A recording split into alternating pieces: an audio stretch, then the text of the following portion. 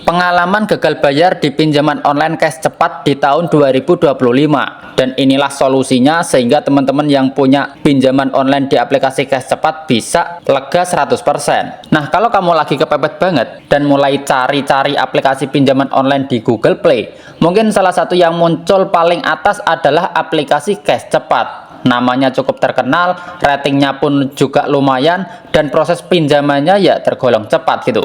Nah, sekilas terlihat menggoda ya, apalagi buat yang lagi butuh dana darurat yang mendesak gitu. Tapi tunggu dulu, jangan langsung klik install dan isi data, karena dibalik kemudahannya ada bahaya besar yang wajib kamu tahu sebelum terjerumus. Banyak pengguna yang awalnya merasa aplikasi cash cepat itu baik, proses verifikasinya cepat, dana cepat cair, limitnya cukup tinggi, tapi masalah itu mulai muncul begitu kamu telat bayar. Bayangkan kamu cuma telat sehari, notifikasi langsung berdatangan kayak mantan yang tiba-tiba sayang lagi gitu. Bukan cuma 1 atau 2 pesan, tapi puluhan pesan. Dari SMS, WhatsApp, sampai telepon tiada henti. Dan itu belum termasuk nada ancaman halus seperti segera lunasi sebelum kami melakukan tindakan lebih lanjut gitu. Jadi ya perlu banget diperhatikan. Nah, satu hal lagi yang bikin aplikasi cash cepat ini berbahaya adalah cara penagihannya. Meskipun mereka legal, mereka terdaftar di OJK, namun banyak laporan dari pengguna bahwa mereka tetap melakukan pelanggaran etika penagihan. Misalnya aja mereka akan menghubungi kontak darurat kamu, bahkan rekan kerja atau atasan di kantor. Bayangkan malunya kalau tiba-tiba HRD kamu itu memanggil kamu ke ruangan karena ada DC yang nanyain kamu. Ini jelas melanggar aturan OJK yang menyatakan bahwa penagihan hanya boleh dilakukan ke peminjam, bukan ke pihak lain yang nggak ada hubungannya. Nggak cuma itu, bunga dan denda keterlambatan di aplikasi cash cepat juga bisa bikin kamu kehabisan napas. Katanya sih bunganya itu rendah gitu,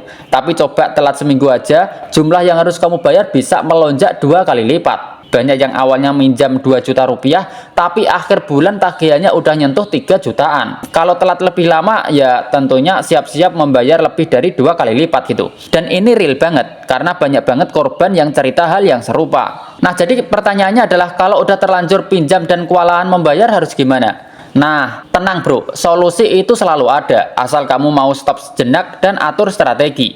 Berikut beberapa langkah konkret dan realistis yang bisa kamu ambil. Yang pertama adalah jangan panik dan jangan kabur. Hal pertama yang harus kamu lakukan adalah tetap tenang. Jangan langsung ganti nomor, jangan langsung memblokir WA atau menghapus aplikasi.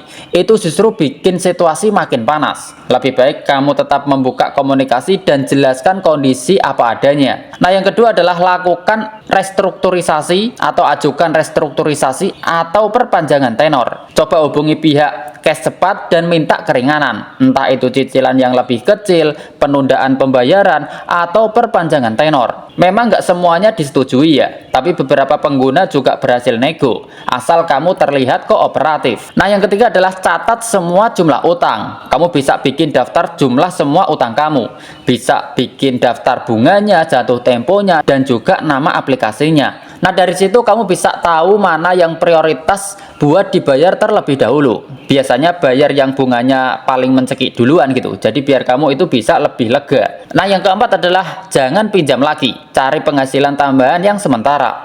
Sekarang saatnya untuk memutar otak. Kamu bisa menjual barang bekas, bisa juga membuka jasa kecil-kecilan, ikut proyek freelance, atau kerja tambahan di malam hari. Intinya adalah jangan gengsi, karena ini soal menyelamatkan masa depan kamu sendiri. Yang terakhir adalah laporkan jika ada penagihan yang tidak etis. Jadi kalau kamu merasa dipermalukan atau diancam, kamu jangan diam aja. Kamu bisa melaporkan ke OJK melalui kontak 157 atau lewat situs resmi mereka. Bisa juga lapor ke AFPI gitu, Asosiasi Fintech Pendanaan Bersama Indonesia. Itu kalau aplikasinya anggota AFPI gitu. Jadi kesimpulannya, aplikasi cash cepat ini memang kelihatan ramah di awal, tapi bisa jadi mimpi buruk kalau kamu nggak hati-hati. Bahayanya ada di bunga yang tinggi, penagihannya itu agresif, dan jebakan utang berkepanjangan. Nah, kalau kamu udah terlanjur, fokus aja cari solusi, bukan lari dari masalah.